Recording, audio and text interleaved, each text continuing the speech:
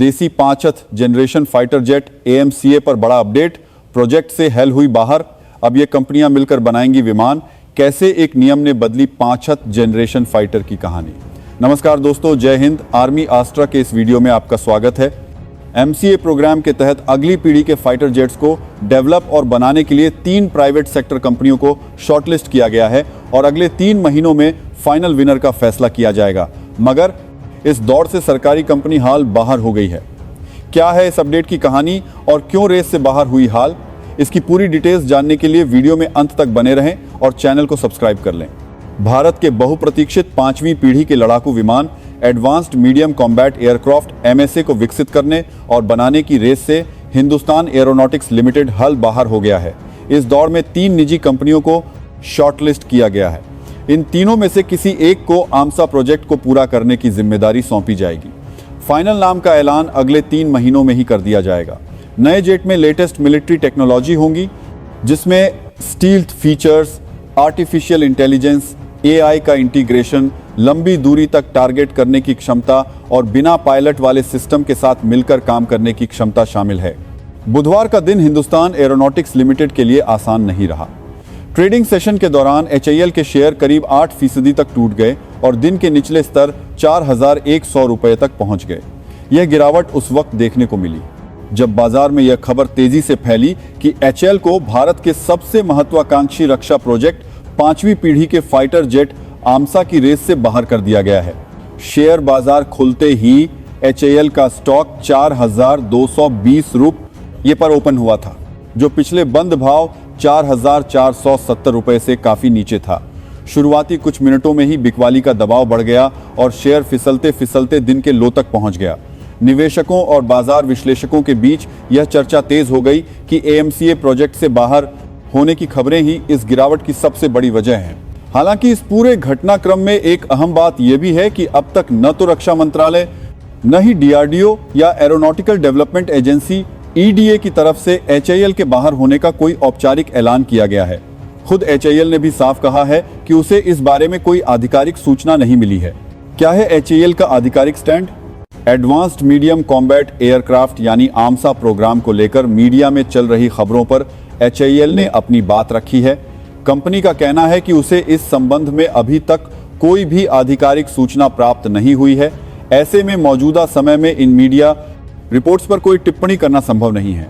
HAL ने यह भी कहा है कि जैसे ही कोई आधिकारिक जानकारी मिलेगी, वह सभी संबंधित पक्षों को पूरी तरह अवगत कराएगी। HAL ने दोहराया है कि उसके पास इस समय मजबूत और पक्का ऑर्डर बुक मौजूद है, जिससे कंपनी की आय को लेकर स्पष्टता बनी हुई है।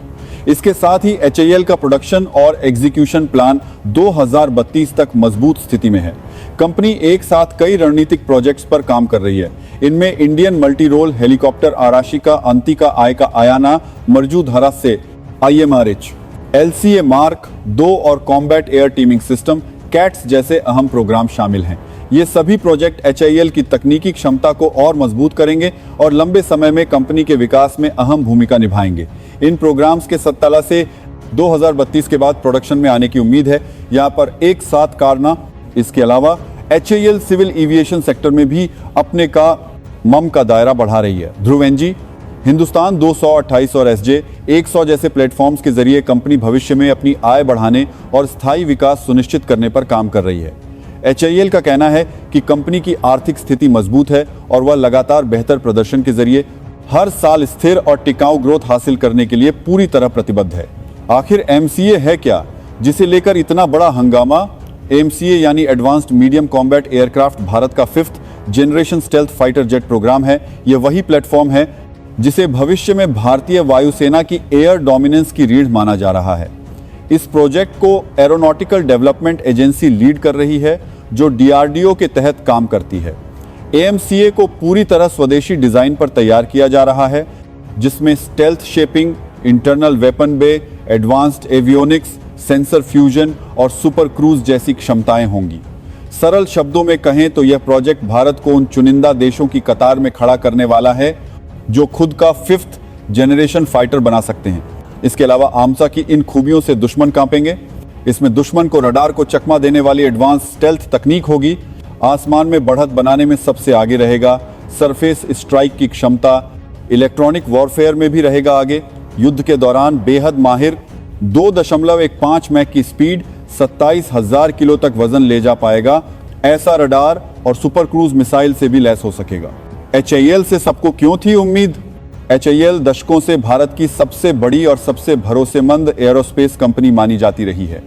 तेजस LCA, सुखोई, 30 MKI, ध्रुव हेलीकॉप्टर, प्रचंड लाइट कॉम्बैट हेलीकॉप्टर जैसे प्लेटफॉर्म HAL ही बना रही है। ऐसे में आम धारणा यही थी कि AMCA जैसे बड़े और टेक्निकली तौर पर अहम प्रोजेक्ट में HAL की भूमिका सबसे अहम होगी। यही वजह है कि जब HAL के बाहर होने की खबरें सामने आईं तो बाजार और डिफेंस सर्कल दोनों चौंक गए।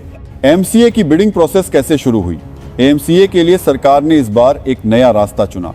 पहले जहां ऐसे बड़े एयरक्राफ्ट प्रोजेक्ट लगभग पूरी तरह HAL के भरोसे रहते थे, वहीं इस बार प्राइवेट सेक्टर को भी बराबरी का मौका दिया गया। इसके तहत EDA ने साल 2025 में एक्सप्रेशन ऑफ इंटरेस्ट EOI जारी किया। इसका मकसद यह था कि प्रोटोटाइप डेवलपमेंट के लिए ऐसी कंपनियां या कंसोर्टियम चुने जाएं जो तकनीकी रूप से सक्षम हो, आर्थिक रूप से मजबूत हो और समय पर डिलीवरी कर सकें। इस प्रक्रिया में कुल 7 कंसोर्टियम मैदान में उतरे, जिनमें सरकारी और निजी दोनों तरह की कंपनियां शामिल थीं। द इकोनॉमिक टाइम्स की एक खबर के अनुसार 7 भारतीय कंपनियों की टेक्निकल बिड्स की जांच के बाद 3 कंपनियों Tata advance systems limited, Larsen and Toubro और भारत फोर्ज को शॉर्टलिस्ट किया गया है, जबकि सरकारी company Hindustan aeronautics limited, hall जैसी बाकी कंपनियां इस दौड़ से बाहर हो गई हैं।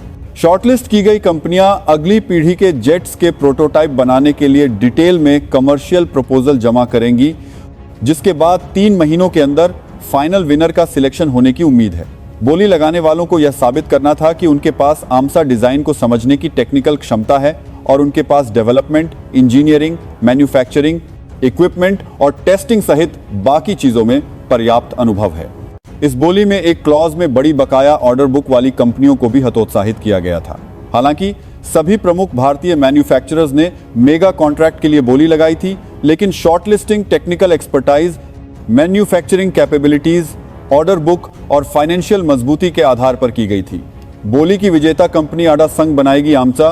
योजन आओ के अनुसार इस बोली का विजेता एरोनॉटिकल डेवलपमेंट एजेंसी RD के साथ मिलकर आमसी के 5 प्रोटोटाइप बनाएगा। मंत्रालय ने प्रोटोटाइप स्टेज के लिए 15 करोड़ रुपए का सांकेतिक बजट आवंटित किया है। हालांकि एक बार जब विमान साबित हो जाएगा और वायुसेना द्वारा ऑर्डर दिया जाएगा तो अंतिम ऑर्डर इसके कई गुना होने की उम्मीद है। आमका संभवतः भारत का अब तक का सबसे बड़ा मिलिट्री रिसर्च और डेवलपमेंट प्रोग्राम है। नया 5वीं पीढ़ी का फाइटर जेट 2030 के दशक के बीच से भारत का मुख्य हवाई प्लेटफॉर्म बनने वाला है। डेवलपमेंट के बाद पहले बैच में 120 फाइटर जेट का ऑर्डर दिए जाने की उम्मीद है, जिसकी डिलीवरी 2035 तक शुरू होने की उम्मीद है। आने वाले सालों में यह संख्या काफी बढ़ने की उम्मीद है, क्योंकि इसके और भी एडवांस्ड वेरिएंट डेवलप किए जाएंगे। वह एक शर्त जिसने रोक दी HAL की राह। इस पूरी कहानी का सबसे अहम हिस्सा है EOI में रखी गई एक खास शर्त। इस शर्त के मुताबिक किसी भी कंपनी का ऑर्डर बुक उसकी सालाना टर्नओवर से 3 गुना से ज्यादा नहीं होना चाहिए। अगर किसी कंपनी का पेंडिंग ऑर्डर इस सीमा से ज्यादा निकलता है तो उस पैरामीटर में उसे 0 मार्क्स दिए जाते हैं। यह नियम पहले से दस्तावेज में लिखा हुआ था, लेकिन इसका असर अब जाकर सबके सामने आया। इन सभी बिड्स का मूल्यांकन केवल नाम या पुराने अनुभव के आधार पर नहीं किया गया, बल्कि इसके लिए एक विस्तृत और सख्त इवैल्यूएशन फ्रेमवर्क अपनाया गया। कंपनियों को उनकी technical capability, financial stability, aerospace projects का अनुभव और सबसे अहम ऑर्डर बुक बनाम टर्नओवर रेशियो जैसे मानकों पर परखा गया। HAL इस शर्त पर क्यों फेल हुई? HAL की वित्तीय स्थिति मजबूत है, इसमें कोई शक नहीं, लेकिन समस्या यहीं से शुरू होती है। HAL की सालाना टर्नओवर करीब 30 करोड़ रुपए के आसपास है, जबकि उसकी कुल ऑर्डर बुक 2.5 लाख करोड़ रुपए से ज्यादा बताई जाती है। इसका मतलब यह हुआ कि HAL के पास उसकी कमाई के मुकाबले लगभग 8 गुना ज्यादा काम पहले से ही लाइन में लगा है। EOI की शर्तों के हिसाब से यह अनुपात तय सीमा से काफी ज्यादा था। नतीजा यह हुआ कि HAL को इस अहम फाइनेंशियल पैरामीटर में पूरे अंक नहीं मिल पाए और कुल स्कोर में वह शॉर्टलिस्ट होने से चूक गई। इस EOI के जवाब में कुल 7 कंसोर्टियम सामने आए, जिनमें Hindustan aeronautics limited, Tata advance systems, Larsen and Toubro, Adani defence and aerospace, Kalyani strategic systems और ब्रह्मोस एयरोस्पेस जैसे बड़े नाम शामिल थे। सरकार ने ऐसा नियम क्यों रखा? यह सवाल सबसे ज्यादा पूछा जा रहा है।